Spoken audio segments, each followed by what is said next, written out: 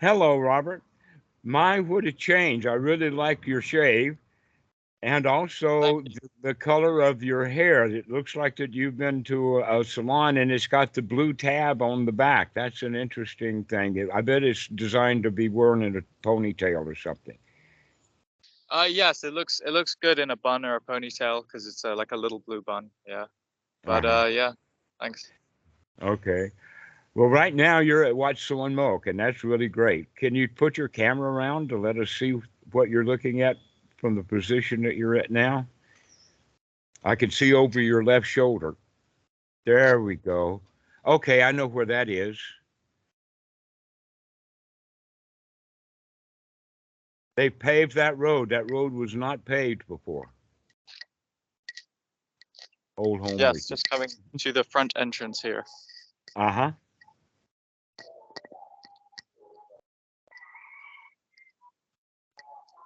Oh, that's not. That's one of the side entrances. The front entrance has got gates Oh, on it, and it's got shops around and big fences and all of that kind of stuff. But this is in the Watt area. That's really great. So, Robert, you said that you had a. Oh yeah, show us the that stonework that was there. Not the one. But turn around and go back where you were. Five. That's it.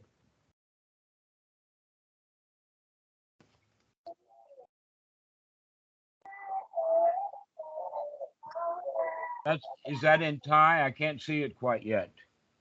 Can you get? yes, it's written in Thai. Okay, all right. Those are some of the old things that they have just planted around Watts. You can see the age of that thing. That thing may be 50 years old. It's almost like a, tombstone, and it's just got a little Dhamma writing on it. And you'll find those all over Wat Suan Mokkh. Some of them are in wheels and have the Dhamma in a picture form. So and that's common here for the Watts in Thailand is to have Dhamma just on posters all over the place. So, Robert, you have a question. Yes, my question is how to if it's possible to use the skills we're learning with regards to self-talk, specifically removing unwholesome thoughts and planting wholesome thoughts to motivate ourselves. And if just curious if anyone in this call has done that yet and experimented with that. More than Okay. anything, just curiosity. All right. Well, I'll tell you what. You could actually say that anapanasati is the most effective motivator there is. That it really does get you moving. In fact, that's what let us say, an easy explanation of the full soda pine is the one who is completely motivated by the dollar with the Dhamma. The Dharma, Uh, yes. Yeah, he's just motivated for the Dhamma because he knows that that's such a winning thing to be motivated for. That no matter what people do in whatever profession, every one of them would benefit greatly from the Dhamma, even to the point of leaving that profession and going finding something better to do. And we Yes. keep looking until we eventually find out that the best thing that we could possibly do is sit down and do nothing. Yes. And I've we're going come to to do that that conclusion either myself dead a or few times. alive. The question is, are we going to do it dead or are we going to do it alive? Because that's what we want to do is not so much motivating to do things, but motivated to be here, to be alive. All That right, guys, that's I'm the gonna I'm gonna grab some breakfast now. But I'll come back online in like 5 minutes. Just okay. gonna All right. get some food. Thanks, All right. guys. Well, I was just getting into your question, so we can go over to Jeff's question now. So Jeff, Well, that's actually pretty funny because my next call to you was about keeping the motivation going. So my question is the same as Robert's. yes, in fact, that when we do actually in the Dhamma get on the roll, we think, hot dog, I got it.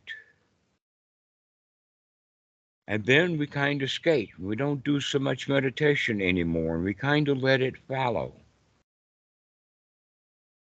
And then something happens.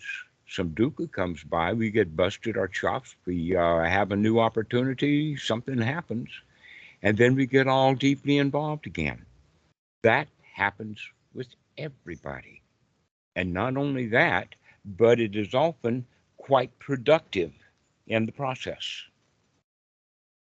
And I got two examples of that. The first example that I'll give is the example from it's a recently done thing. It was just announced. The PhD program is out, and this guy got his PhD from someplace in the United States, but he's 100% Indian. And what he was working out was the actual rules of grammar that applied to Sanskrit, because they finally found out the code and got. Did you see that article, Spurgeon? Okay, so Yeah, I this saw it posted on the Skype. Yeah, yeah. yeah. So this whole point then is wrapped around the fact that we have for 2,500 years or so trying to been solving this riddle that's been there. That's a linguistic problem, and it actually it actually makes it impossible to computerize it, because we haven't figured out how the whole puzzle of linguistics fit together. And this guy finally figured it out. But this is what happened was he got discouraged with it. And so he took the summer off, and he went and he skied and he volleyed and he played and go swimming and do all kinds of stuff and get away from that project. And when he came back to the project, he didn't really want to. But he started reviewing and getting into the project, and then he said it clicked and everything fell into place. Did you read that part of it, Sturgeon? No, I didn't read too much of it. I just kind of Okay, read well, the the best headline. part was buried down at the bottom of it. Oh, This okay. is how he figured it out. Okay, that same thing now has happened to Einstein. And there is, in fact, it's actually part of the process within certain elements of Zen, most specifically within Zen and line drawing art, calligraphy, etc., like that.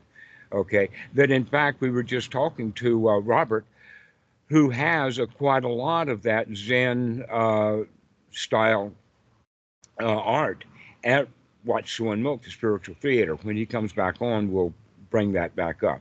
So, in that tradition, the first thing that the students learn to do is how to mix and make the ink. Then they learn to use the bamboo, to shave the bamboo so that they can get various kinds of strokes. And they also make all of the tools for the top quality students who are already beyond that stage. So the first and second graders are helping the fourth and fifth graders, kind of, by making their tools for them. I think every oboist would really love for somebody to tailor make a reed for him, because he's got to do that. I mean, that's half of oboe playing, is getting your reed right. Okay, so that's the first stage. Then the second stage is actually getting in there and playing with it. And we do that for a while. And then the third stage is leaving it, forgetting about it. And in the tradition that I've heard, that's 10 years. So you may do art for 10 years after you've done brushes for 5 years, and then you do nothing for 10 years. And when you come back, it all falls into place and you're a master within hours. You could have spent that 10 years doing the line drawing and then didn't. And that's also quite true of the Dhamma, that it needs to be come back to and come back to and come back to, because it's quite natural once we got it going, we're going to relax to the point of not doing that observation anymore. But in fact, that's part of the reason why I really enjoy these videos with you guys, is because it keeps me focused on the Dhamma. Because I've been out. I've taken a hike or two. I bit off more than I could chew. And so, Robert, I want to repeat something for you. We were just talking about Zen and the art of calligraphy or line drawings, and that I wanted to mention with you that much of the stuff that's there All your food. Aha. Yes, it's pretty cool. That's breakfast. All right. So that Emanuel Sherman was the artist that did most of that Japanese artwork, but he was already an art designer and artist in the Western tradition. And then he went to Japan and studied this calligraphy that they have, the Japanese. And then he retired. And then after a while, he came back and did all of that stuff that said Wat Suan Mokkh. He actually, the sarcophagus for him and the stupa is right here at Wat Kautum, only 2 kilometers from here. And so there was a lot of it there also, but over the years it's just kind of disappeared to where the stuff at Wat Suan Mokkh is kind of built into the wall, so it's hard to make it disappear. Uh, so anyway, that whole idea then, Jeff, is to getting away from it is an okay thing to do, because when we get ready to come back, we'll have that whole base of foundation. It's very similar with that. I remember also in the sense of playing the piano, that I got away from it for years. Didn't do it since high school or more. And then 10 years later, in the 70s, in Ann Arbor, I came across the opportunity, and yeah, didn't have it the first hour, but after a while, pick it back up again. And so that whole idea of taking a break is not necessarily a bad thing to do, but in fact, it does have benefits. Uh, so those are the two examples, and we can go on with that. But the thing of it is that the Dhamma always is staying in the back of the mind. It's always there. And so the question is, are you going to put just a little bit of effort? That's the whole point. The example that I use is that when a child wants to swing and swing at the park, the adult comes behind and pushes, getting that kid off, especially if it's a fat kid like me. It's hard to get that thing. That's work to push that kid off to get him swinging back and forth. And that's the same thing with the Dhamma, and it's the same thing if you've ever done that with a car. To get it pushed off is hard work. On a flat plane, pushing it takes work. But once you get it rolling, if you keep pushing and keep pushing and keep pushing, then the car just rolls. Or with the swing, the guy keeps pushing and then it returns and then he pushes again and then it goes out and then it comes back and returns and you keep pushing. But if you stop pushing over a period of time, it will come to a stop. Now that's that stop that we're talking about. And so that means that when you come back to the Dhamma, just like coming back to the piano, it's hard to get started again. You got to push. So the question then comes, are you going to just let it go and then come back and put the effort to push it again? Or are you going to just once in a while push it just to keep it moving? It's Yes, your Ajahn choice. Dhammarato, อ๋อ student of Bhikkhu Buddhadasa. อาจารย์อืม สวัสดี อาจารย์ฮูเบิร์ตลูกศิษย์อาจารย์ฮูเบิร์ตไหม Sorry? ฮูเบิร์ตฮูเบิร์ตรัสเซีย I don't speak Thai. Yeah, English. Sorry. Put Thai my die. Robert, a new phrase for you. Put Thai my die. Say it. Put Thai, my die. Right. Put Thai my This die. means I don't speak Thai. Put means speak. Thai. Mhm. My means no. Die is the No. word for do.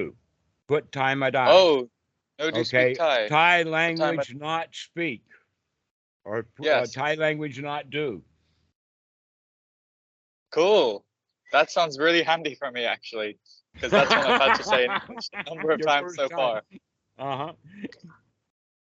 All right. So,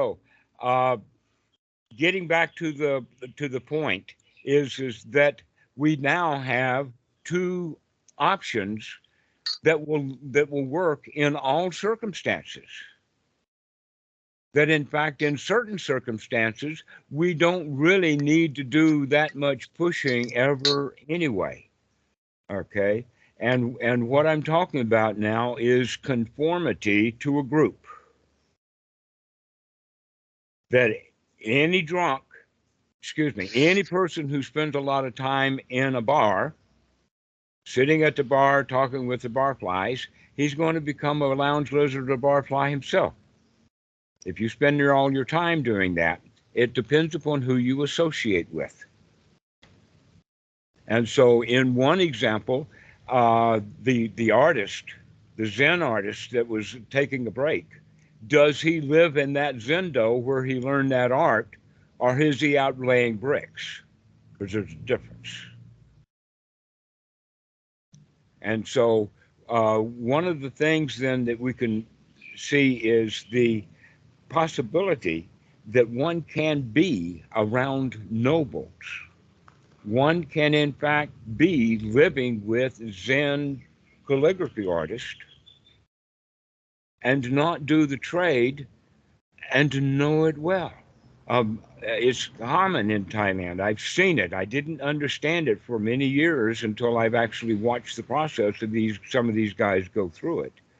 Is that a monk does not need or have to meditate. That meditation, when done properly, really speeds the process up. But another thing that'll really speed the process up is by being associated with nobles and being around noble people who give you noble answers to ordinary questions.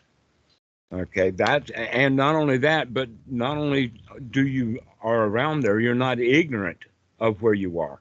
You know where you are, which influences the way you think. The place that you are, the place that gives you so much data input all day long, highly influences what we've got on our mind. Monkey see, monkey do. You've heard that. This is what I'm talking about. That's a very simple way to say it, but it's inbuilt, part of the nesting instinct, part of the survival instinct. We survive by being able to fit into our environment, not sticking out like the proverbial sore thumb. By living that way in a noble environment with noble people, you begin to have noble thoughts, and you never sit down to meditate to have those noble thoughts. The real reason why people need is because, one, if they've got no noble people around them to give them a noble kick in the butt, then you have to go get that thing started yourself. But if you're around noble people, they'll help you do that pushing off that we've got to do with right noble effort. Yes, Robert. I was talking to Scott yesterday, and I asked him, what should I do while I'm at the what? Like, what should I do for my meditation and stuff? And he said, just be at Suan Mokkh and chill out. Just be at the what and chill out, and that was it. And I thought that was really eloquently put. And that sounds like what I've been talking about, doesn't it? Yeah. Good for Scott. Thumbs up. Okay. And you soak up the atmosphere. Everyone has such a equanimous and like loving kindness attitude towards you. So you soak it up, you reciprocate it quite naturally. Exactly. And I have seen Westerners go and install and at Wat Suan Mokkh and work really hard at their meditation. Yes. Mm-hmm. Yes. It's almost like they become gardeners in the sense that somebody can just walk in and enjoy the garden. Even the gardener could sit in the garden and enjoy the garden. But many gardeners are not garden enjoyers, they're garden doers, and they're all just clipping and chewing and raking their leaves and all of that kind of stuff. And they don't even recognize the paradise they're in because they're too busy trying to keep it up. It's a whole great big struggle. Yeah, it's a whole great big struggle. But there you I are. Totally agree. And resonate with that part of how you teach the Dhamma about just chilling out and enjoying it, because it's tough for me to motivate myself to do meditation when it feels like work. So if it feels good, it's kind of self-motivating a little bit, makes it more convenient for me. You could be just others as well. You can be just on a walk. Let's just call it a walk, ambling around, roaming around exploring, all of those kind of words kind of fit for what we're talking about, just in what Suan Mokkh. And you may have a little bit of tiredness, and so you find some stoop or something that people have sat on over the years and sit down and just enjoy nature, and all of a sudden you're in first jhana. Just whang, wow, this is so nice. And you didn't have to work hard to do it. That in fact, working hard prevents us from being able to get into that relaxed, peaceful, absolutely satisfied, glorious state of, my, this is wonderful. Now, a lot of different philosophers and teachers have tried to teach this, but the language doesn't work. You can say this in various ways and in various languages, okay? One of the ways that you hear, I mean, Christianity is full of it. Like, God loves you. Have you heard that 20,000 times? Guess what? It's true. If you really understand what is being said there at the deepest, most profound level, that's what it is to sit there at Wat Suan Mokkh and say, wow, Wat Suan Mokkh loves me. I feel at home here. This is a wonderful place to be. And that gives you that feeling of being at home, because most of us feel like that we're wanderers or travelers through life. And so go doing that wandering and traveling through Wat Suan Mokkh may actually lead you to sit down and enjoy the place instead. That's a really good point. Thank you for saying that. So this is the motivation now that we gain through the meditation of in fact, the motivation is, wow, how good this really is. How profound this teaching actually is. That now becomes our motivation. And so that means that generally we start looking for things that we are going to do, because we're doing kind of species. Human beings are the most doing of all the animals. And there's quite a lot of animals that do a lot of doing. I've seen crows and other birds. They do a whole lot of stuff. They steal. In fact, I mentioned it, your jacket that you got lost. I mean, a squirrel or a raccoon or something like that could have crawled in there and say, hey, this is leather. And it's not, it's packed it, but he can't tell the difference, and off out into the woods it goes. In fact, in your explorer, you may run across that jacket. Yes. It'll be in tatters. It may be hard to recognize. Yes, but we don't know. It was already a little in tatters, so it's not the worst thing in the world to have lost. Right, not that it would be anyway, because we can let it go. That's one of the things that's most appealing about Wat Suan Mokkh, though, is that it's a wild place. It really is literally a forest. There is very little, even though the word Suan actually means what I live in here is a Suan, which is like both a garden or a cultivated farm put in nature. But that only exists at Wat Suan Mokkh at the front of the Wat. The deeper into the Wat you go, the more natural it becomes. I mean, the overgrowth everywhere. But even the front of the Wat, they leave it as natural as they can. In fact, before the call started, I found it kind of curious that there at Bhikkhu Buddhadasa's kuti, they've actually painted the walls. When I was there, no paint.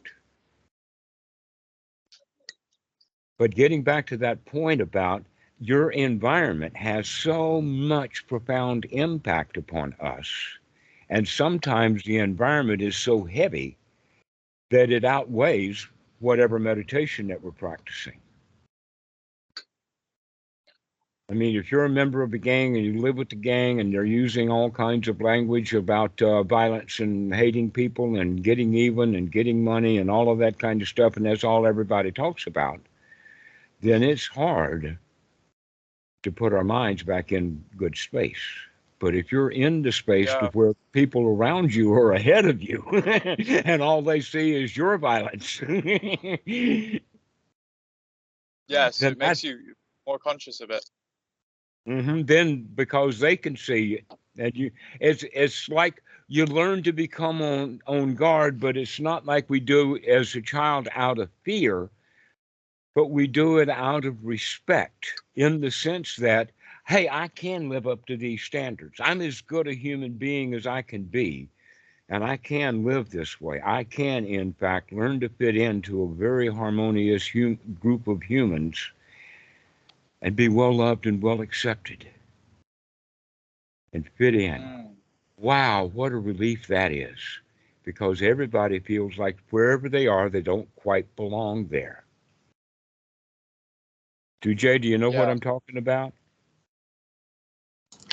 Yeah, I have a bit of a feeling, but yeah, for sure. Having the environment can really be a great benefit just to the practice and make it a lot easier if you're in a wholesome environment.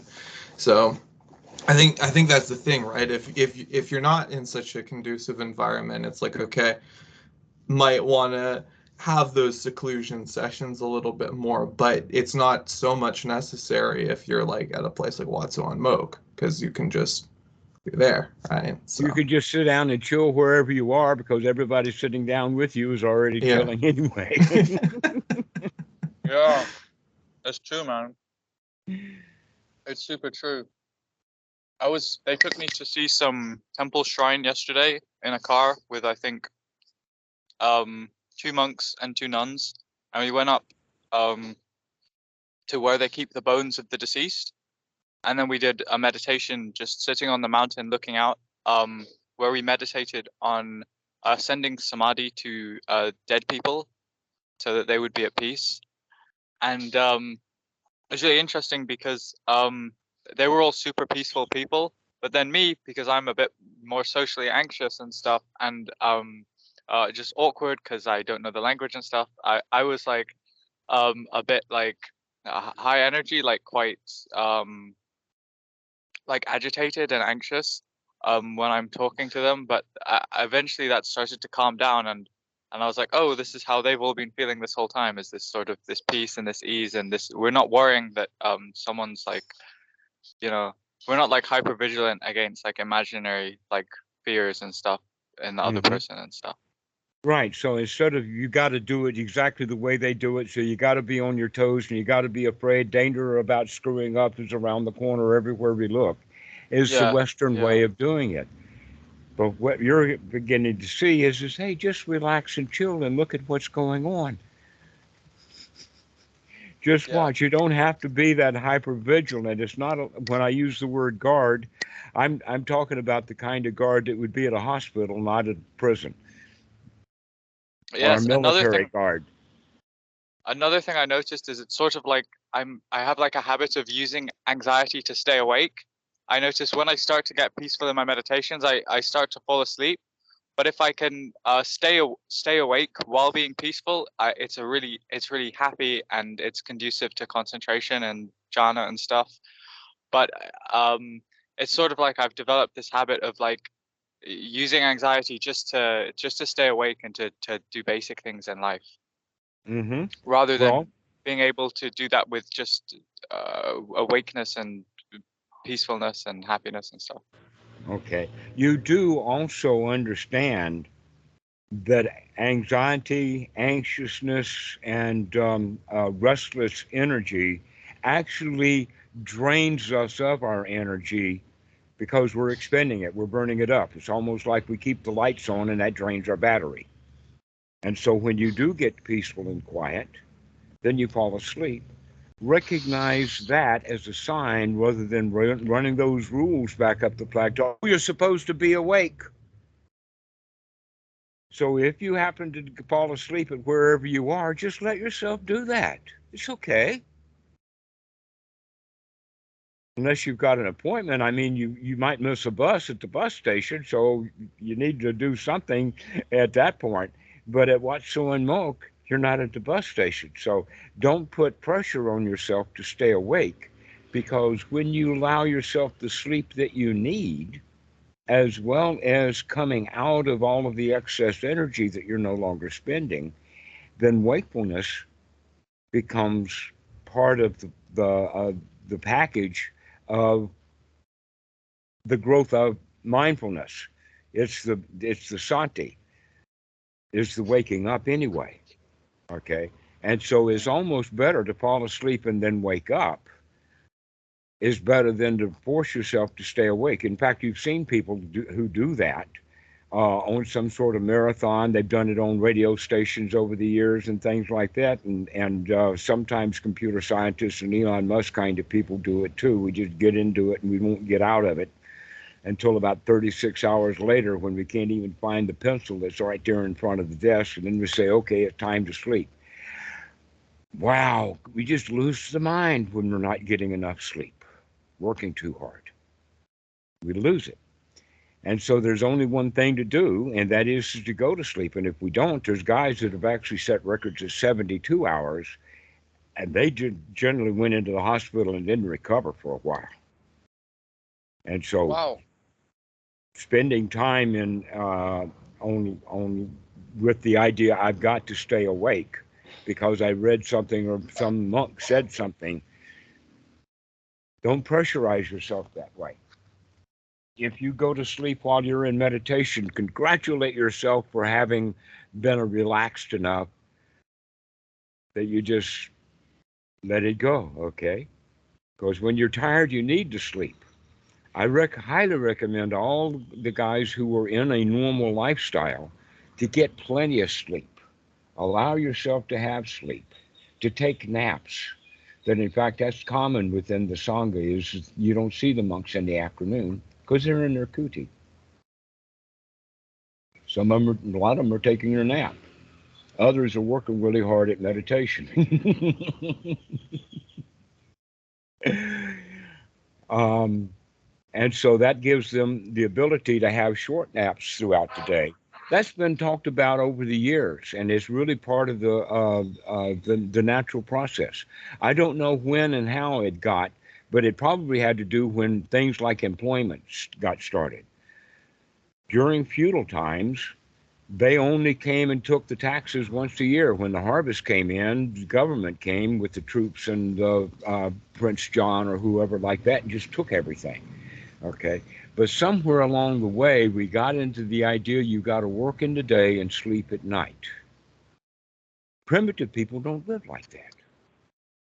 But we now, part of our culture, has required that, and it's just taken over almost all places in the world. Most of the places in the world have that idea that you're up in the day and sleep at night, and then you have all kinds of problems with people who then reverse that by taking what's called the graveyard shift. And there's a good reason for talking about it in the sense of graveyard shift, because it puts people in the grave to work all night and sleep all day. I did that when I was working at a hospital once, and it kind of drains. But if we break those things up so that we have a nice nap in the afternoon, then we don't have to spend so much worrying time about being asleep at night. And then by having a nap in the afternoon and you go to sleep at 10, you can probably wake up at 4.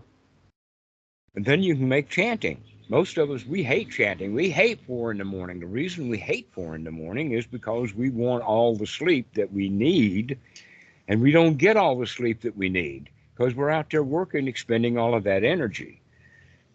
But if you're already hanging around all day and doing nothing much, then you're not expending a lot of energy. And then you take a nap in the afternoon, and then you can be up early in the morning easy. But we have to rearrange those cycles. And those cycles are nothing but habit patterns of the mind. And you can interrupt those. And in fact, that's part of the reason why they have the only meal that they have at Wat Suan Mokkh is guess what time? What time does anybody know? Robert knows. Yes. One meal a day. 9 o'clock, yeah. 9 a.m. They changed it to 9 a.m. I bet that has something to do with daylight saving time. Because when I was there, it was 8 a.m. I believe it's 8 a.m. for the monks, but for lay people, we eat after the monks. Got it. Okay. Of course. Absolutely. In fact, in the old days, while the monks were eating, there was quite a buffet racket going on. And so I can see where they put that to an end by making all the lay people wait until the monks were finished, and then they do it. So yes, that's it. 1 meal a day, 8 in the morning. Or in your case, 9, but it's the same thing. Uh, but in my lifestyle, that's way too early. And I think that they do that on an important way, because if you just get the idea that there's not going to be any more food today, then we can get used to it. In fact, monks spend very little time hungry, even though they only eat once a day. Some monks eat twice a day. But the first thing that we learn to do is to skip that big, heavy evening meal that we often have before we go to sleep at night. So in the evening, your sleeping is lighter because you're not spending all of the energy to digest the food that you've just recently had. Funny how all of this stuff has scientific stuff to it, but it's been worked out, hundreds of years ago. But our society is not built upon natural living and happiness in the community. The whole society, Western society that we're born and raised in, is that very world that we've been taught you will find your happiness in that world. For in fact, oh, boundless joy to find at last there is no happiness out in that world. And look at all the people out in that world trying to find happiness out there and not finding it. So, are you going to find your happiness by being a millionaire or billionaire? Who are the billionaires that you know of that are happy? How about politicians? Not many happy politicians. In fact, the greed for the power and the greed for power is one of the contributions that our whole society picks up on. Everybody catches that power bug. And the reason for that is because of the underlying fear that we put into our young children by ordering them around, punishing them, and all of that kind of stuff. So, if we, in fact, I would prefer, if I had my choice, and in fact, that's the way that I work, I would rather have my daughter dumb and happy than brilliant, out there getting it done and doing it with the drive that people have to do to get that job done, to be the president of whatever organization, to be the boss of the place, start your own business, have your own employees. And funny thing about that, a plumber who does plumbing, is excellent at plumbing, gets popular, and so he has too much work to do. And so he will hire an assistant and train that assistant well. And then he still has too much to do, so he gets another employee. Now he's got a business. Now he changes roles from being a plumber, which he knew very well, into a manager, which he is very bad at, because he'd never done any management before. Okay. And so he wants to order his students or his employees around the way that he feels driven himself. And so we pick that up and move that right through the culture. And so the culture that we have is not conducive to a good environment. It's conducive to a productive environment. But the old kings that ran a little area of India called Bhutan, they have autonomy from India. DJ, you're smiling. They don't even have a gross national product. They have a gross national happiness index. They're more interested in keeping their people fed and housed and medicated properly and adequate clothing. That's all we need. If we had a society that was built upon just the basic needs, then we could spend the rest of the time doing what Robert is beginning to understand that he can do. There, watch Suan. So that environmental aspect has a profound influence, much deeper than most people give it. I give it about 50%. The other 50% is then done with, you're in that society. Can you start to wake up, guys, to that society that you're in, that makes you want to heave ho and produce, and is not really all of that interested in your welfare and benefit? And so that's what we have to. I hear you there. I hear you there. Uh-huh. So, if we can begin to see the society for that kind of thing, then we want to start to take our leave of it. Ah, hello, Alex. Hello, Dhammarato. Hello, Sangha. Thank you. I see Jeff is also, or excuse me, not Jeff. You've been here, Jeff. David has just joined. Haven't looked at the screen. So, um, this is a good time to then talk about meditation for those who don't have access to the right environment. Because we've talked about how important the environment is, how Watts and temples and places like that at least give you an opportunity to get out of the society and give you a better chance of being able to do it. And in some cases, like Wat Suan Mokkh, it's absolutely there and available that everybody's already in that chilled out space. So what do we do when we're in that world? Well, the first thing that we can understand is there's no happiness there. That's not a place to go get our happiness. The place to go get our happiness is elsewhere. And this is why we want to start spending more and more time in seclusion, to just being on your own. Okay, here's an example of that.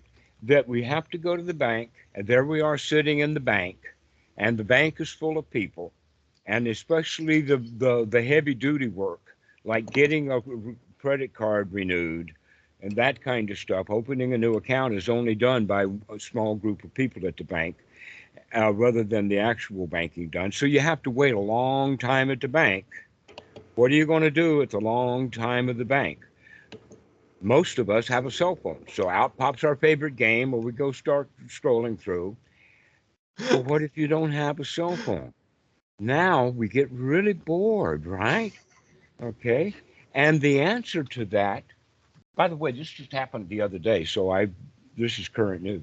So the answer to that is you've been to this bank so many times, you know it. And then we say, wait a minute, I was here before. Can I remember now the last time I was here so I can see the fact that this place is not the same as it was? It's had 1,000 changes. Let's start looking at what's going on. That door used to be closed and now it's open. Oh, I see all of those tools there on the floor under the ATM machine.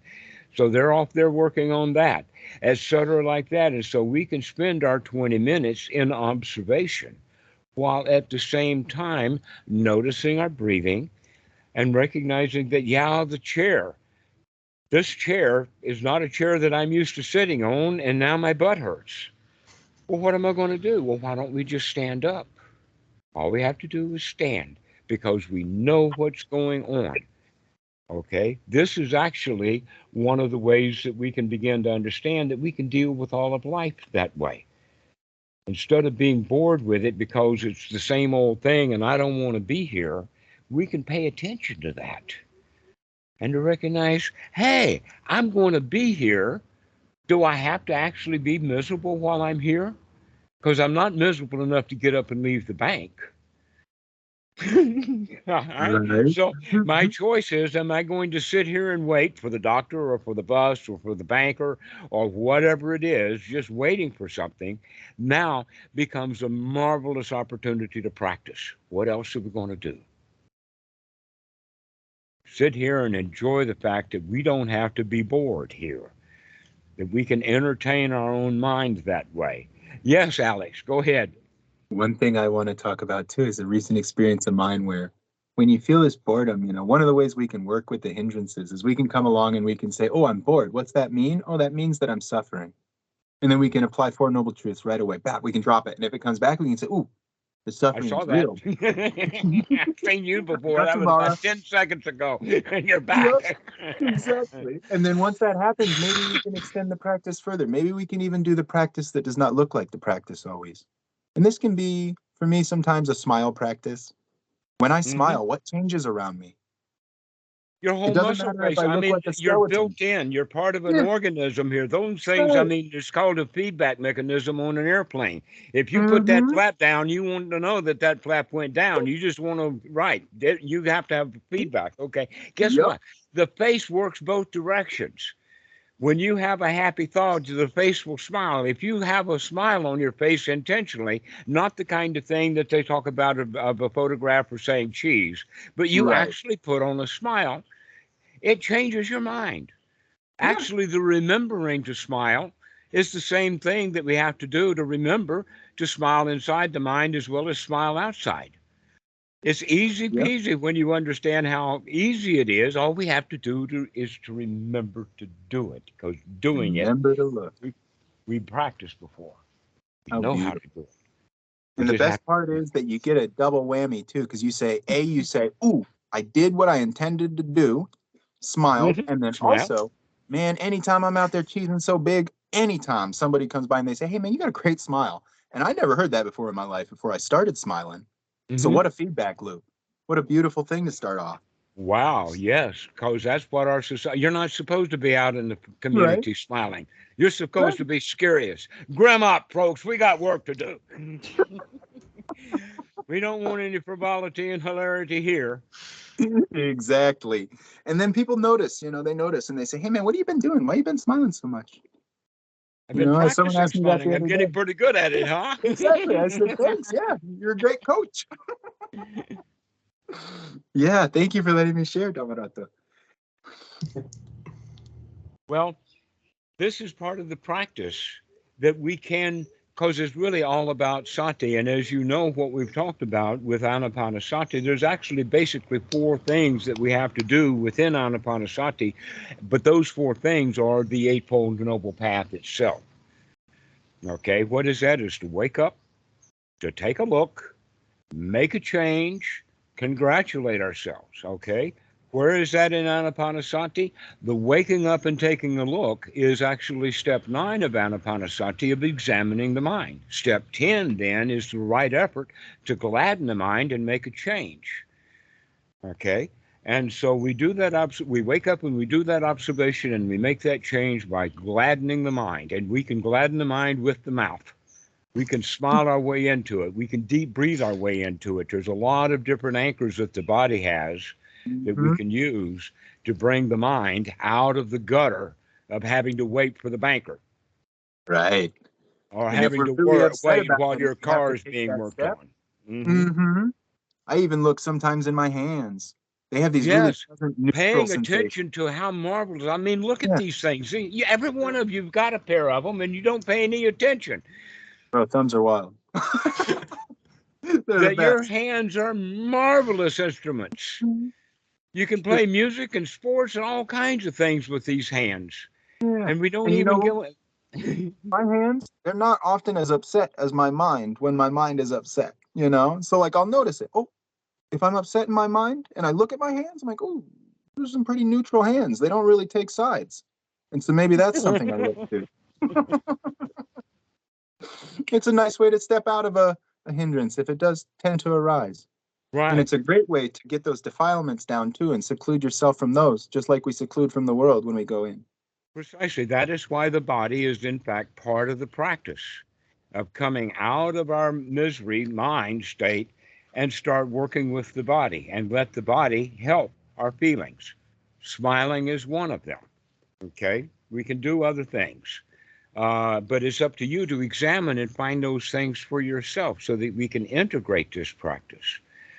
So after we get the mind gladdened up, then that means that we can work with the suti to bring on that experience of, wow, this is it, I've got it again, which is the piti, which is the winner part, which is the sama sankappa of the Eightfold Noble Path. So we actually practice anapanasati by the method of, when people, I was around many different places that considered themselves Buddhist, but everybody had their own definition. We're Buddhist and everybody else is not kind of mentality. But everything that they taught, they would teach it in the sense of the Four Noble Truths and the Eightfold Noble Path as a, let us say, the preliminary paragraph of an article that's about something else completely. Yes. And it took with Bhikkhu Buddhadasa to find out that no, this introduction of the Eightfold Noble Path and the Four Noble Truths is the practice. And we have to keep practicing with these Four Noble Truths and this Eightfold Noble Path to get this anapanasati that can be done anywhere we are when we remember to do it. And we also, in the beginning, because it does take a little extra effort, is to get away from the bank. Now, that's funny. We can go and sit in a park for 20 minutes and enjoy the heck out of it, but I can't sit in the bank waiting for the banker for 20 minutes. I got to be bored and uncomfortable, right? Mhm. What's this about?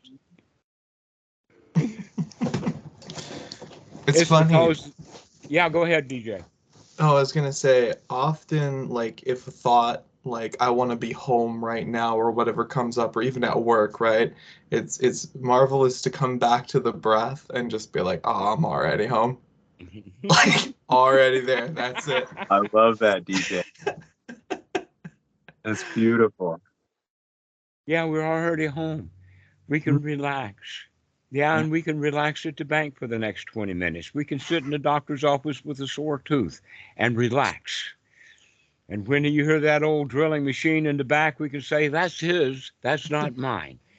And then when you sit down in the dentist chair, you can say, I'm temporarily giving these teeth to the dentist. They belong to him, it's his business. And my business is to sit here and relax and let him do his job. Yes. Mhm. And when we do it that way, life becomes really easy. Mhm. But we have to remember each item. That's why I'm mentioning some of these, like train stations or airports. I mean, airports are misery hubs. If you want to see how miserable human beings are in general, go to an airport. Always run. There's only a little joy that happens, and that's when somebody gets off the airplane and everybody says, finally, it's over. Let's go home. I'm more happy to see you because we can go home now than I am actually to see you. Right? Yes. Wow. But mostly airports are miserable places. So if you have to go to an airport, the best thing you can do there is to take that great big smile that Alex is talking about. Mm-hmm. See how many people will look. Yeah, see how many people you can get to smile. In fact, as you walk in the door, says the counting starts now. How many people can I get to smile? Can I get up to 100 people to smile before I get on that airplane? And especially in those familiar places like the bank, one of the things I love to do is to see when I plant the comic seed of my smile, how long will it take for it to ripen? Because not all of them ripen immediately. Some do. Some you flash a smile and they say, ooh, and then you get that instant, hey, that seed popped. But if I do that it happens often in Thailand. You will always get a smile return in Thailand. Right? And here, there's so many people I'll see every day at the grocery store, and I'll make sure to give them a big beam. And sometimes it takes a week, sometimes it takes a month, but always the seed ripens and it comes and fruit is there. Boom. Oh, hey. And then they say, thanks for always being there. One guy I noticed, I said hi to him every day for the last 2-3 months at the grocery store. I always smiled. And just the other night, I was coming out of the grocery store and he spoke to me. And what I noticed when he spoke to me was he had a rather heavy speech impediment. And for the longest time, I always thought maybe he doesn't say anything because I'm doing something wrong when I smile. And then I realized, oh, maybe he doesn't often say anything because he doesn't feel comfortable all of the time talking because he feels insufficient or self-conscious in some way. So I'm not going to lie, I felt kind of bad at first because I didn't really understand what he said. And then it took a second for me to process. And he says, this is the first time I've seen you in a while without a hat. And I said, oh, thank you so much. Because I realized then, not only did I see him and smile at him every time, but he saw me and he noticed me every time. So it's like we were both doing the practice that does not look like practice. That's amazing. That's really, really good. Similar thing like that happens is that when I go to the hospital, they remember me. Yes. Yeah. And this I bet they hospital is a small one, but it takes care of an awful lot of Farang who come in with because they've been riding bicycles and motorbikes and getting caught in the sand and go to the hospital. So they see a lot of people. But I've got several nurses that actually remember me. Right? Because you light them up. Because you light them up, exactly. Yeah. Beautiful. So this is how we want to start living our lives. We talk about how we're going to live the Dhamma. First, light yourself up. Get lightened. Get enlightened. Lighten up, child. And then go spread that light. Spread Yeah. that joy. That's what it's all about. The two-step process of making friends, first with yourself by lightening up, and then number two is by making friends with that dirty old world we know all about. We have to go make friends with it. I mean, we bought it, we've lived in it. When I talk about living with your own self, warts and all, Right. we have to go love the world, warts and all, and this got some heavy-duty warts. Yep. 100%. But you got to live in that society. You don't have much of a choice. Yes. At least And I, now, until you decide that you do have a choice, and then you go do the Robert thing. But for right now, you're still in that world. So recognize it for what it is, see it warts and all, and then start loving to smile at it. Every opportunity, every human being in there, give them a big smile. They need it. They really do. Every human is desperate. That's one of the things that I got from reading Henry David Thoreau in his book Walden, which he's talking about actually doing this. This was the budding of Buddhism in America. This is like in the 1830s. And he made the statement in there that all people live lives of quiet desperation. But we're not always quiet, but we're generally desperate. And that's because we were trained to be that way in the society. That's not how we should actually normally be, that we learned to be desperate because everybody else around us was desperate. It's learned behavior. Yep. And so we 100%. can learn to take the desperation out and then share that without a shout. And we see that in that Walden. We see that he gets in some real seclusion. He may not have called himself a bhikkhu, but he took up his own robes. And in seeing that, I think he had that Even to realization. the point of cooking only once a week, and the day before you cook, you got to eat some pretty raunchy stuff. But he had a pond to keep it in, so Yeah, beautiful. It's like you can stumble right into it if you look close enough. yeah, there's a lot of Dhamma in there. And I don't know if he actually mentions the word Buddha or Buddhism, Right. but that's what he was doing. That was the 18th or early 19th century version of the Dhamma. And so we can, in fact, go find some seclusion to get away from it all. Only to find out that we brought it all with us.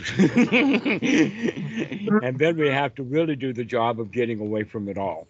And when we keep going back and forth, like a little while a day in the Dhamma and most of the day in the society, that makes it more difficult. So if we start to practice, we begin to practice more often. And then it begins to filter in so that every time we walk into the bank or something like that, we actually do remember to smile. It's like breadcrumbs. Or every time we get into the car, we recognize I normally am anxious when I'm in a car. Let me cool off, settle down, and see if I can drive a little bit slower than I normally do. And a good idea of how this can be talked about in links of dependent origination is if we take apart my old habit of smoking tobacco, cigarettes. It was like every meal, every time I got in a car, every time I exited a situation that I didn't like, I'd light a cigarette. And so long I'd do it that it was comfort food. Yeah, it was comfort food, but it was so uncomfortable. So when I'd get in the car, I would instantly make myself uncomfortable because I knew I was going to have anxiety. It was like some strange idea of like, oh, I've been shot by an arrow. Let me shoot myself with a second arrow. As a matter of fact, I think that the Buddha may have talked about this with the two arrows, right? So, hey, don't worry about whatever arrow you're going to shoot at yourself after you realize you're stuck and bleeding. Fix the sticking and the bleeding. Don't worry about shaming yourself on it. Don't worry about bringing yourself down. There's plenty in the world that can do that for you if you want them to take that. You have to. You're actually right. There is a place where there are two arrows, but the main sutta is called the simile of the quail, and it's in the Majjhima Nikaya number 60 something or another, 65, 66. And but the simile of the quail is in there, that the guy gets shot with an arrow, and his friends go and bring a medical doctor of the time. And the guy wants to pull that arrow out. And the guy who was shot saying, wait a minute, I want to know who shot me. I want to know what kind of bow he had. What tribe was he in? What kind of Fletcher? I mean, look at this arrow. This I think I know who uses these kind of arrows like that. And as long as we keep examining this dukkha, that's what the Mahasi method really is all about, is let's get a really good handle on that arrow that we got stuck in us. Mm-hmm. But the actual teaching of the Buddha is, no, you got to go ahead and let that arrow get pulled out. It may have some effort involved with it. It may, in fact, be a more uncomfortable situation. But if you don't pull that arrow out, it's going to get a lot worse. Yep. And so you got to get that arrow out of there. And here's the doctor wanting to do it. So shut up and pay attention. Yes, sir. And let that arrow be taken out. So and in the example, that's what we need to do, is to stop thinking about what we're thinking about and start thinking about curing ourselves from thinking about that. Mm-hmm. Mm-hmm. So we can use the analogy here of the woman brings her sick dog into the vet. And there the vet is laying on the table, and the vet's doing what vets do to the dog, because he's doing the caring that the dog needs medically, while the lady who owns the dog is patting the dog, but she's frantic because she cares about the dog while the doctor is caring for the dog. So we need to reverse roles whenever we need to do something, start seeing ourselves as an external physician that's got a job to do, and stop being the patient. Oh, I don't want it done to me. Okay, I don't want to see that these thoughts are unwholesome. That's a painful thing. But if you see yourself from the position of being the physician, you're the dentist here, that's just a tooth. I love that. But when it's my tooth, it really hurts. Mm-hmm. Right. Mm-hmm. Yep. So this is actually an indication, yet another indication of why we talk about no self, in the sense of don't put that self in there. It's not my tooth. It's not my dog. It's just a dog. Let me help the vet do the caring for, and stop caring so much about stuff. So where does that happen? I gave you the example of going into the bank. I cared about my time. How dare they make me wait for 20 minutes? I'm an important dude. I even put on a shirt to come to the bank. Give me a break. I love that. And you see how selfish that is, and why it does. That's what gives us boredom and that energy, is because of the selfishness that comes in. Mm-hmm. So here we go with that. You've heard of the triple, I forgot the Pali name. Anyway, Anicca, Dukkha, Anatta. Right? Anicca is going to happen. You're going to have to go to the bank sometimes. Right? Anicca is just there. Things are changing. And if there's self in it, then I don't like it when it happens. And therefore there's dukkha. Mm-hmm. But when that change came and I'm not there for it, then it don't hurt. Yeah. So when that tooth is being drilled, I don't have to be there to be the one that's hurt. I can be more interested in, by observing, not with the eyes, but with the touch and the feel, what is actually the dentist doing. Mm-hmm. Look at what the feelings are and the hands and what the dentist is doing. Become that doctor. Place yourself into that position, and then it ain't your tooth anymore. Mm-hmm. It's just this thing that we're playing with. Mm-hmm. So this is another thing that for lay people who cannot find a kind of environment right around the corner like Wat Suan Mokkh, you can still build that Wat Suan Mokkh right around you anyway. Mm-hmm. But you have to build it this time. It's not there just for you to just fall into. This is going to take some effort. We have to keep practicing like that. But what are your choices when you're sitting in that dentist chair? What are your choices? Are you going to be the dentist or the patient? It's your choice. If you could remember that you've got a choice. We never thought we had a choice before. Mhm. So recognize you have a choice. That's the thing that we have to remember. The remembrance is, the sati is to remember you've got a choice. We do not have to follow our destiny. We do not have to follow our old habits. We do not have to follow the old mental conditionings. We can do something new here. Always. That's what's so beautiful about the Dhamma, is that it's so easy. All we have to do is to remember. And it solves every problem. Why? Because every problem doesn't exist. There are no such things as problems. We manufacture those things in the mind. So let's manufacture some ain't no problem kind of stuff. Exactly. Because a lot of people don't have so much trouble, it seems like sometimes, when we explain, hey, these are the 5 aggregates. Where's the self? And they say, well, I don't see one. And then you ask them, well, why do you have any problem? And they say, well, because this, that, and the other. No, I understand you don't see the self, but you're still imagining it there. We got a booting Dhamma teacher here, friends. That's So what if we're you looking imagine for. you there, Yeah. that's it. And it's funny because, I remember when I first started to hear the Dhamma, Dhammarato, you told me something along the lines of like, hey, when you sit there and the truck is coming, get out of the way. And I remember my eyes opening when I heard that. I said, oh yeah, yeah. Well, that makes a lot of sense. And it was the first time someone spoke to me the way that I read some Zen masters talk, and something clicked, and I said, yeah, Oh, okay. right. I did that, didn't I? That was me who did that. I'm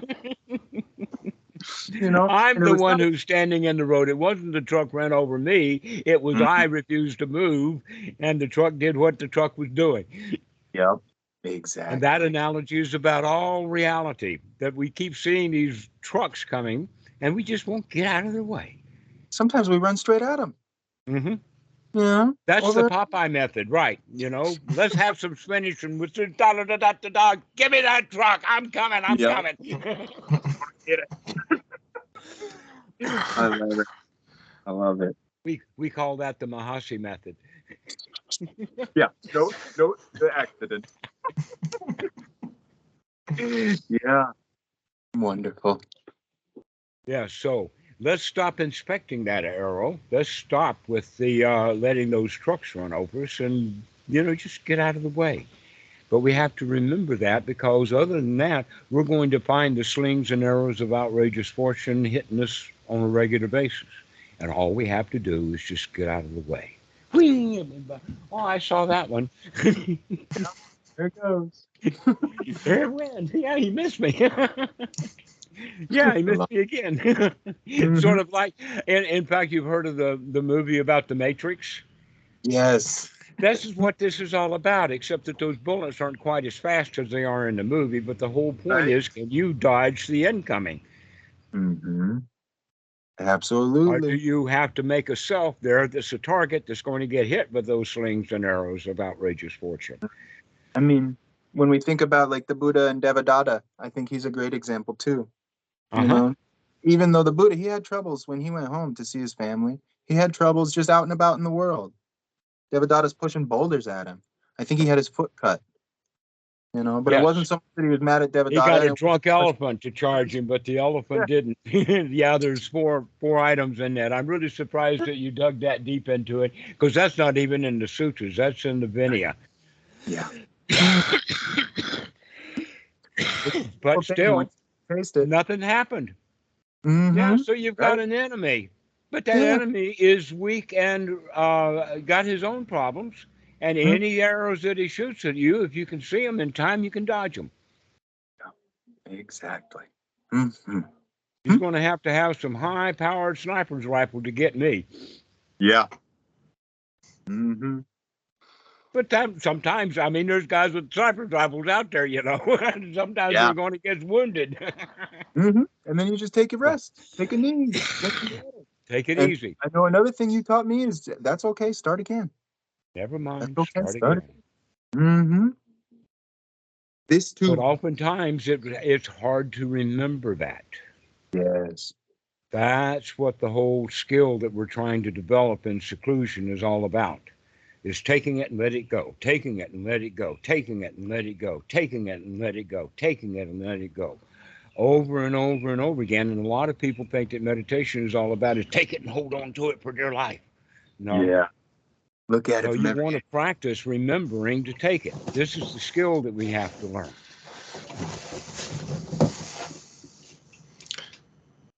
I'm thinking about this in terms to perhaps use cartoon logic here, but you get hit by one of those trucks, right?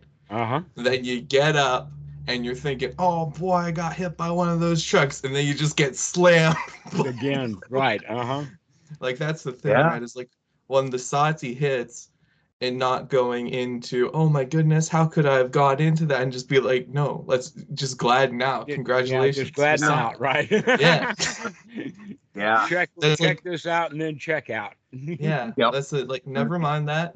Just start again. Okay, we can boogie on down the road. Mm-hmm. And no more trucks. And there's Yeah. right.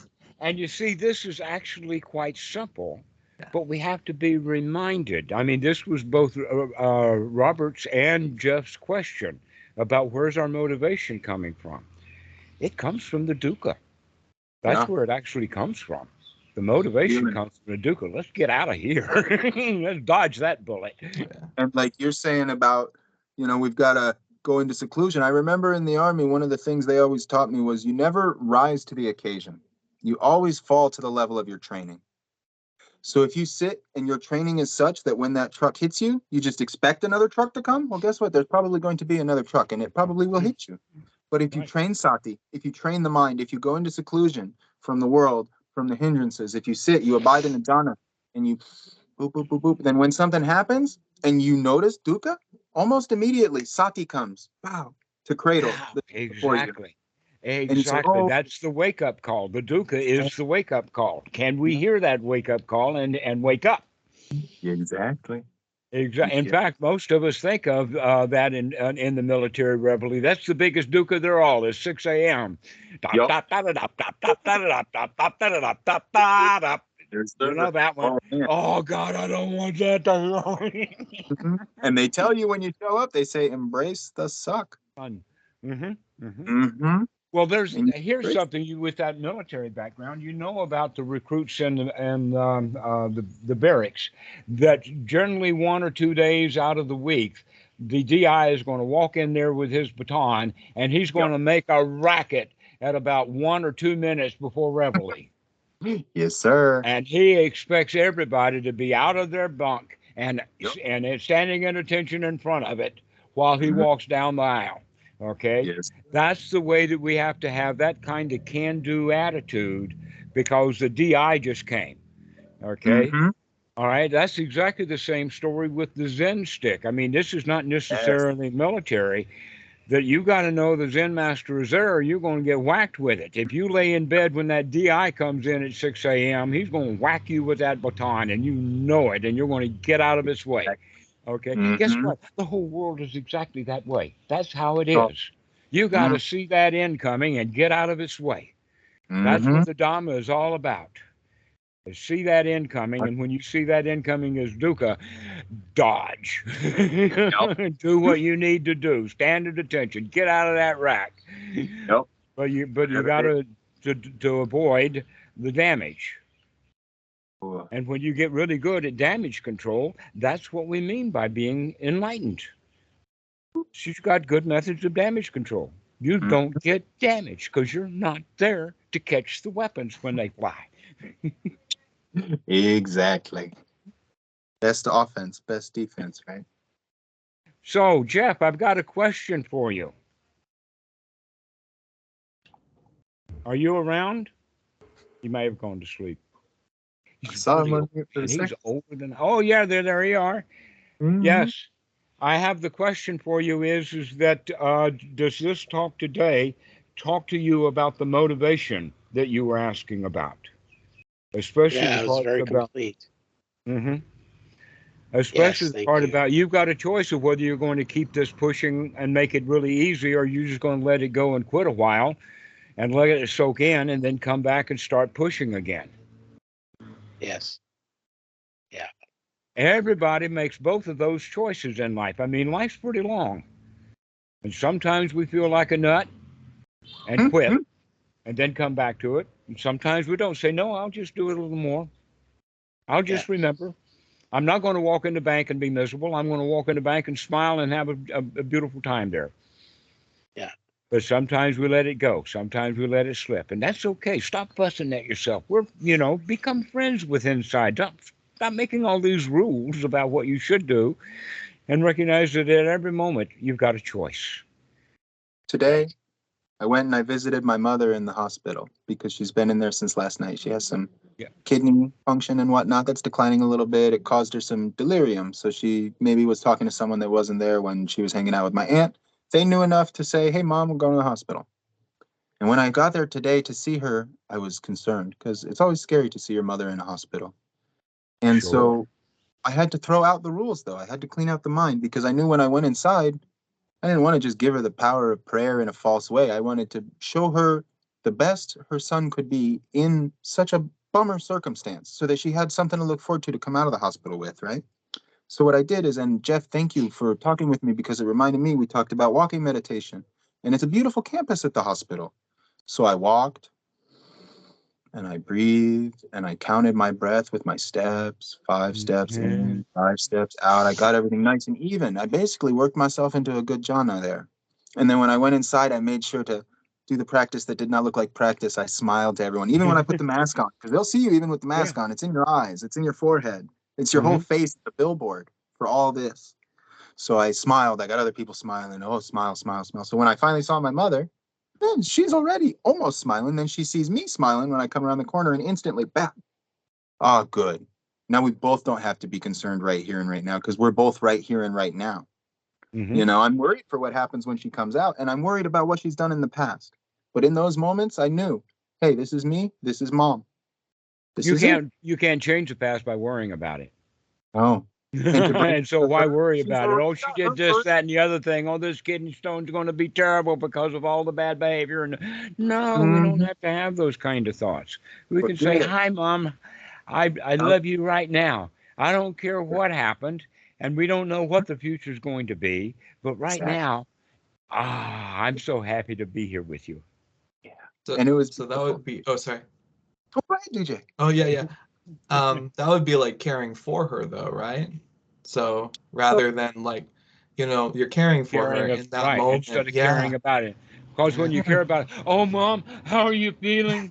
Oh, my goodness, this I'm hospital so stinks. I don't see how you can tolerate it in here. It's How not many my times have you heard the that kind nurses. of language in a hospital? Why aren't you people taking care of her? They are Yeah, taking why are care of you her. people Their taking care job. of my mother better than this? Yeah, right.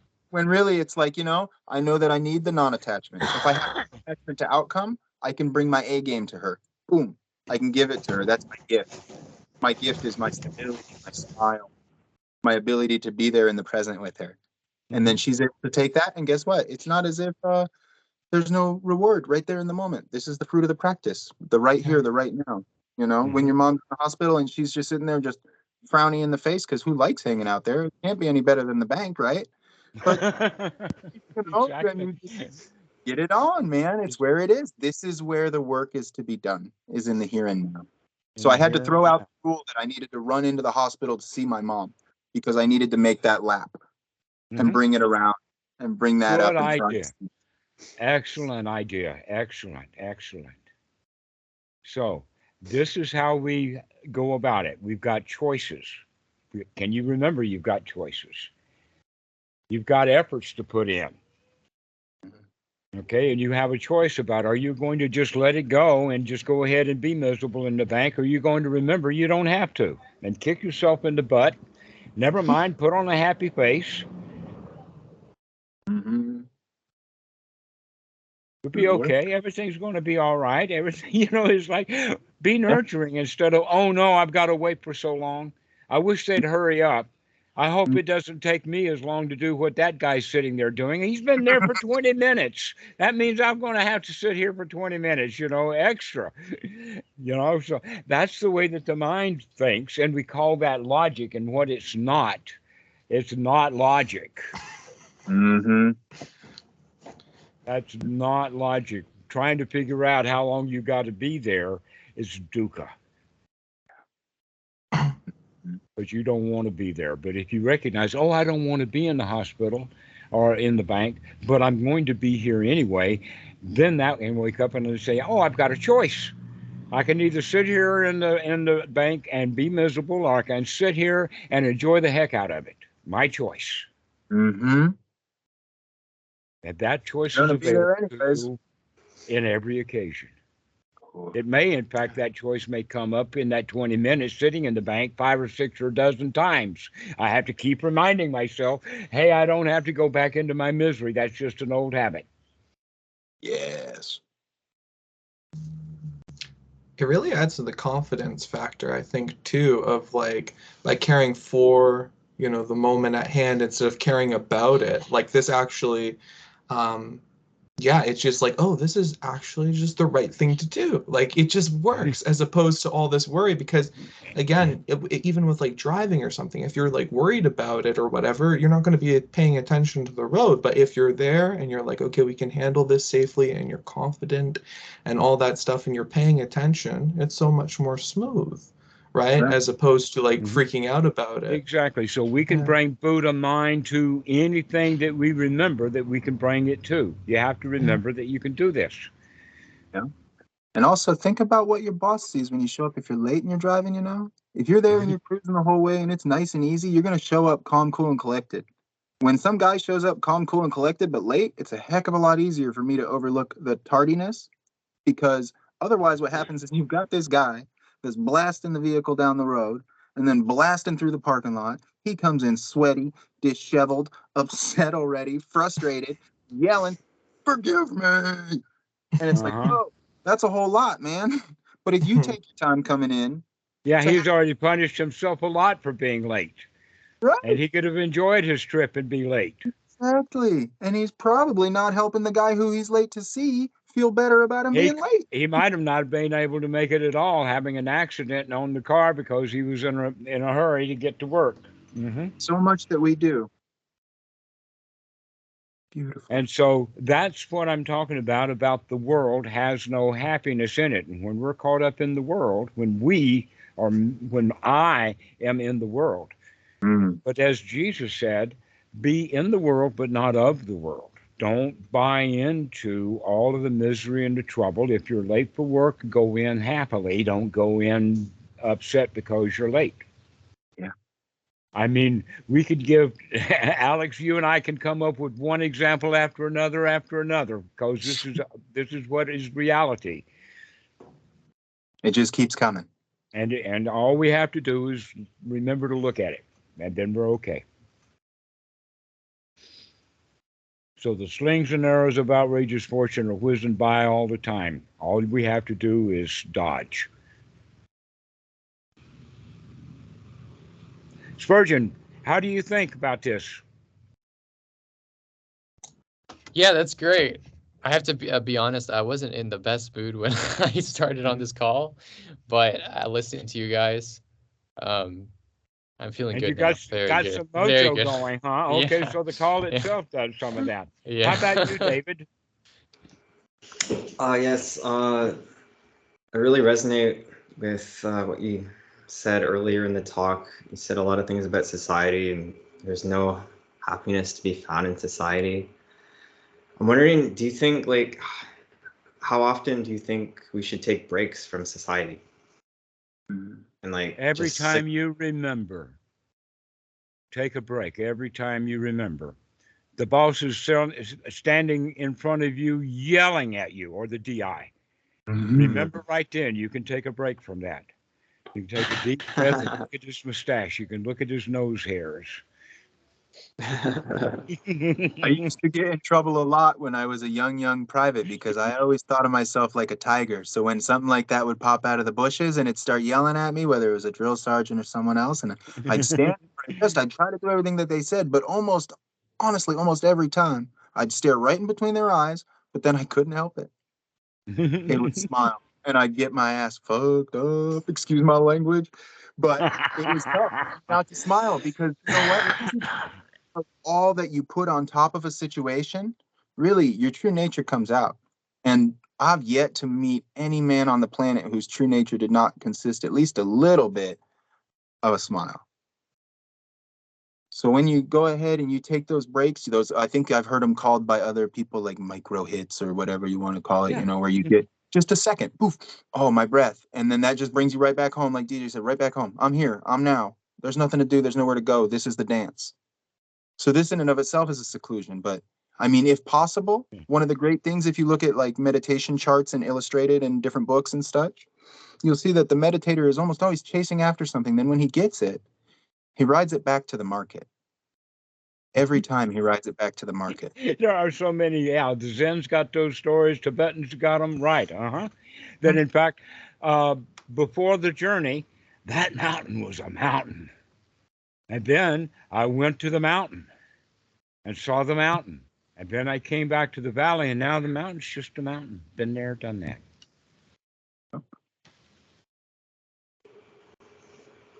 T.S. Eliot said, we're never going to stop exploring. And then when we get back to the spot that we started at, we're going to see it for the first time.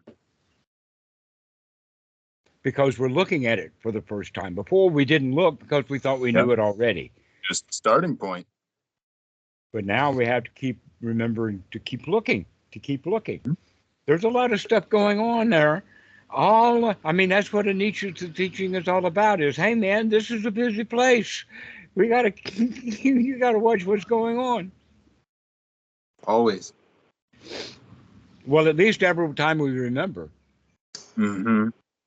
Do you ever think though that we should take a break from that, like all these things that are coming at us, like just secluding ourselves in the like Watt or something? Right. We've talked about one end of the scale. Let's do some more. Okay, so there's immediately to wake up and take a break from that stuff, and then there's an hour to go sit or to go take a long walk, like Alex was talking about. That's the second level. Okay, the third level is like taking the weekend off, doing a weekend retreat.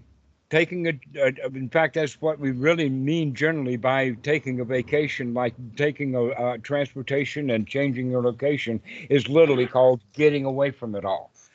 Mm-hmm. You can sit right there at your desk all weekend and don't think about the work at all. It doesn't matter where you are. It's the fact that you can get away from it all up here for a weekend.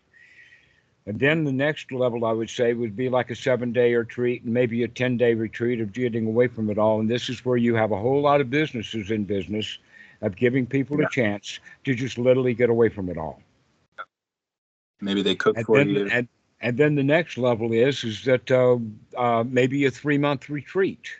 And people do that in the West. They plan for it. Another way to do it is get yourself a ticket and come to Thailand and start hanging out and finding. That's what I mean.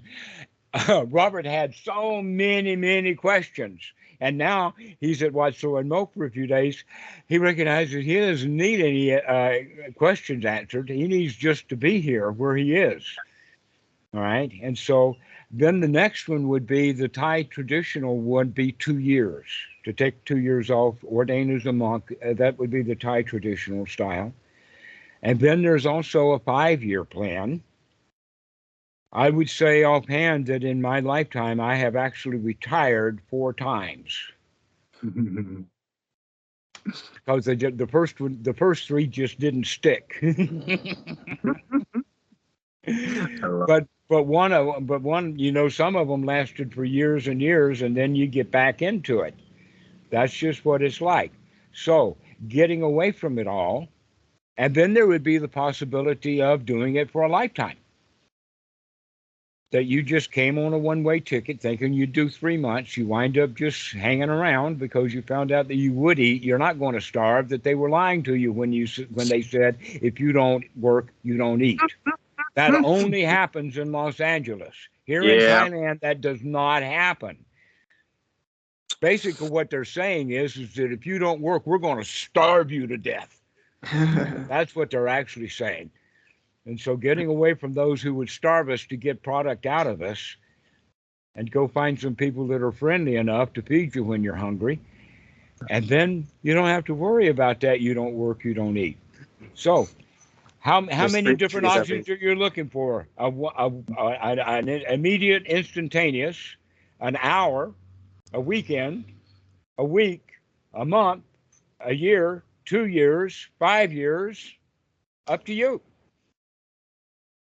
You can't starve in Thailand anyway. There's fruit trees everywhere. You can just eat the fruit. That's exactly right. That's exactly right. Almost all of the fruit trees and all of the houses around, there was one tree I remember for sure that the whole yard seemed to be covered with oranges. We drive by that house and the whole yard would be covered with oranges because they don't go out and pick the oranges even to throw them away. They just left them on the ground. Very productive orange tree. I mean, they could have gotten 5 or 6 cases of oranges off the ground. How long could you eat off of 3 cases of oranges? Enough to get tired of them, I'm sure. And that was just by walking by and seeing that house. Okay, so most people, the fruit trees were planted by people who never had an intention of using that tree as a fruit tree. It was a decorative item. Before the lightning storm hit it, we had a tree got knocked down. It's only 50 feet from here, but it was a lumyai tree. Big piece of fruit. And there were people on a regular basis, even people we didn't know, would come with a great big long stick to beat in that tree to knock those lumyai things out of the tree. Very interesting like that. In America, you'd never see, get off my property. You know, Castle that's my doctrine, this- lumyai tree, and you're not going to get one of them. Nobody is. Mhm. I'm not going to have them, and if you can, and if I don't have them, nobody's going to have them. That's a decorative tree now. That's the whole mentality. But here in Thailand, sure, you can find any tree that's got bananas on it. Go take a banana. Nobody cares. Hey, Robert. Hey, what's up, guys? Sorry, Hello. sorry, my phone died before, so that's why I suddenly disappeared. So I've Oh. charged it up now, and I raked some leaves around the main area, and now we're back. Great, great. Well, we're just finishing up on the question is, well, how long should I take a break for? And the answer is take a 5-second break right now. Take a break Take from an what? hour break later today. Take an hour. From like work or what? Well, from whatever he's got on his mind. It may be an argument with the teacher, whatever it is. It may be at the bank when he doesn't want to do something. It may be on the bus where the seats are hard. Wherever you are that you don't like it and you want to get away from it, get away from it.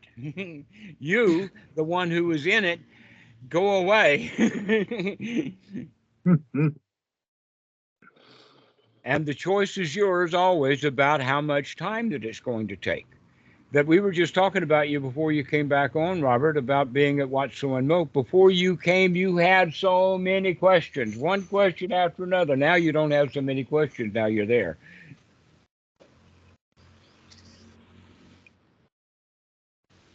Yeah, sometimes they answer themselves. Yes, Like earlier, if we look, we'll get the answers.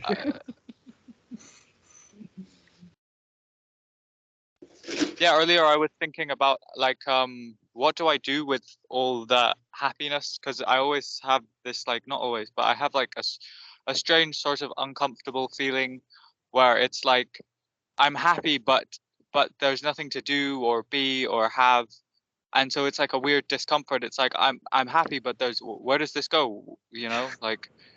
And then I was just like thinking like, well, I can just, the question kind of answered itself a little bit later, because just wasn't worrying about it, and the answer just came like, just do whatever, but at least you're like happy now that you're doing it, you know. There's like a background of happiness and peace and stuff, Mm-hmm. So and you can still just do Sure. whatever. Excellent. Yeah. So that question just worked itself right out, didn't it? As long as you were asking the question, Yeah. you were miserable, and when you forgot about the question, everything was okay. Yeah, it tends to go like And then you through. saw that, and you said, "Oh, I forgot all about that." Pretty much. Yeah. And the good thing is, when you work on this, when you develop your practice, you're going to find some stumbles, some things like we talk about, but never mind, start again. And the best part of it is, though, that when you get to a point where you feel confident with your practice and you take it off the cushion or you take it out into the world and you start to walk around and you start to feel the things like Robert's talking about, like a happiness, but a happiness without this reason behind it. Like I didn't just get something. I didn't just do something. Why am I happy? What do I do with this happiness? Like he said, the questions answer themselves. And the best part of it is it's you that's asking the question. So you get to look at it over and say, hey, what is the question? What is it? And the answer is inside of it. So it can be frustrating at times, but when you get to a point in your practice where you feel like, oh, this is the amount of time I need. Well, that's the amount of time you need to take. And then when you go out, you reality test it. You say, how long did it take for the hindrances to come back? How long did it take for this, that, or the other thing? How do I feel when I follow the breath for 20 minutes as opposed to 30 minutes? And you can do all of this and you can measure yourself out your dosages if you need to. But truly, there's 1, 2, 3 ways. Just take the time that you need, because you can only buy the things that cost time with time. You can only buy the things that cost money with money. So if you're worried about money, worry about money. But if you're worried about your time, just pay close attention to that time. It'll show its own value. And when you are confident in that value, you'll understand how much of it you must spend where. Right. So the last point that you were mentioning, Robert, is that you almost feel uncomfortable by being happy. That somehow or another you're not supposed to be happy. Yes, like it shouldn't be like I should be happy and then I should use it to do something. I shouldn't just sit there. It's sort of like a sickly sweet flavor to it, where it's like I'm just sitting there in this wholesomeness, but I'm not doing anything with it. It feels unproductive. It feels a bit wrong. It feels a bit I know. Okay. selfish. Yeah. Yes. Remember we talked about giving yourself permission to be happy? Okay. Now Yes. here's one more point about that. And that is that if you did go do something with that happiness, that in fact you got a new tool and you know how to use it and you go put it to work, then the tool is more fulfilling than if it's just a tool, right? But what we're Yeah. actually looking at, though, is that by having the happiness and immediately or very quickly, you start worrying about, well, what am I going to do with it? Now Mhm. you've taken your mind off of the happiness onto putting it to work. And how do you do that? So it's almost like this. The guy has a knife and he sharpens the knife, but as soon as he gets this going, he says, "This is good enough. I got the knife sharp enough." And so he goes and he starts cutting some stuff, and he recognizes the knife not sharp. Mhm. Okay, I sat in that bank and got miserable. Mhm. Okay, the knife is not sharp. What do we do with it? We go back and we sharpen it some more. And that's what you have the opportunity at what Suan Mokkh is to keep practicing, keep sharpening your knife, knowing that there will be some day in the future when you're going to need that knife being really sharp. Yes. You're going to Razor sharp. right. You need a razor That's a sharp really knife. helpful metaphor. Thank you. So, Thank in you. other words, when people are miserable around you, you're going to have a pretty sharp knife to cut through that so that you can bring them joy and happiness. So joy, but here you are saying, "I've got joy and happiness," and immediately you're saying, "Oh, well, what am I going to do with it?" Mhm. Yeah. Yeah. Okay. Yeah. So we need to keep practicing and get that joy as your habit. And then wherever you go, you will be using it. And then you don't have to worry about when you're going to put it to work. You're going to be using it when it's really, really sharp. So the job is to get it really sharp, not get it a The little bit job's sharp. And just keep sharpening. Just keep yeah, just sharpening. keep sharpening. That's what Right, I need to do. right. Just Yeah. keep, and if you get it to the point that you've sharpened it all the way so there's no more blade left, that's amazing. Just keep sharpening that knife. Mm. Just keep sharpening it. That's how you do, because wherever you go in the world, when you're sharpening that knife, you're sharpening your knife is the benefit for the others. Mhm. You don't have to actually worry about helping somebody, just like on this particular call today. We're just enjoying the Dhamma. We're not trying to shove it on somebody to fix them.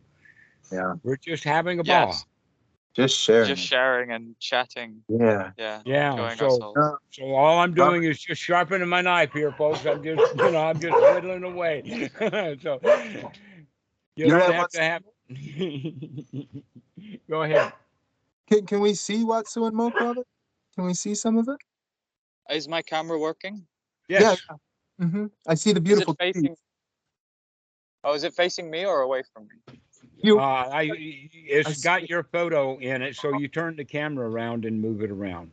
Just turn your cell phone around. Yeah, there we go. Ooh. Yes, it's not working on my screen, so I'm just gonna hope that this It's image good looks right good. now. Just keep It's moving looking it good. around. That's so gorgeous. Mm. You can see how old some of that furniture is. Yeah. And look at those vines, great big vines, So gorgeous. amazing vines. Okay, that's the old. I know where you are. I know Hmm? that thing. That is so cool. Thank you, Robert. See, that's some Dhamma sharing too. I appreciate it so much. Thank you. You're very Yeah. welcome. Thank you. He's going toward the toilet, folks. There's the dining area behind it. Hmm. Yeah, that's the sala behind. Look at that. And you've only seen just a tiny part of it. The whole area is more than 400 acres. Wow. How gorgeous. And what a time to live in that we get to just ride around in your phone with you, Robert. That's so amazing. Uh-huh. I know, it's awesome. Right? Oh, wow. So there's no. Oh, I see a dog, but I don't see many people around. They've already left. Yes, the breakfast ceremonies and Okay, stuff. where are you got it ended. right now, the bench area is where the monks sit, and now where he's pointing it is where the lay people will sit and do the chanting. Yeah. And now it's back over to where the Many monks sit, people here. and the monks over there. Hmm. Hmm. Ah, that's that old building. Monks really like to hang out in that place. That's Do like Comedy Central for the monks. Oh, how beautiful. Little ponds and things. Yeah, that's the building I'm talking about. Oh. So much culture. Yes. Ah, that one. Yes. Okay. This statue that he's going towards, you see, it's black. That statue is actually 1,300 years old. It was dug up on the property. This is Wow. back in the time when Chaya was part of the Srijaya empire, along with Angkor. So that statue shows that Thailand, South Thailand, was Mahayana in 700 AD. Wow. And that What is this? statue is 13. Have you ever dug up anything in your yard that's 1,300 years old? Oh, sure. Wow. What was that a statue of? It was a bodhisattva. Oh, Bodhisattva. This is a new museum that's been built for Bhikkhu Buddhadasa. Wow. Ah, and there he is, front and center. Wow. That's amazing. And his mum there. Yeah, this is his mom's. This is his mum. Beautiful. Hmm. And there's another one of those stone things and another one there. So it really is a garden of liberation. Sir. That's amazing. I know where he's standing. I've been there. He's going back to the dining hall now. No, wait a minute. Anyway, so there's. It really is a nice place. We got so many places like that in Thailand. But this is really a forest lot. Thank you, Robert. That was really great. I Thank you appreciate so the much. tour. You're very Thank welcome. you. So let's go ahead and finish this call. I think that we've had quite a lot. I've had about as much joy as I can stand right now. Let me go have some misery, folks. I'm out of here. Take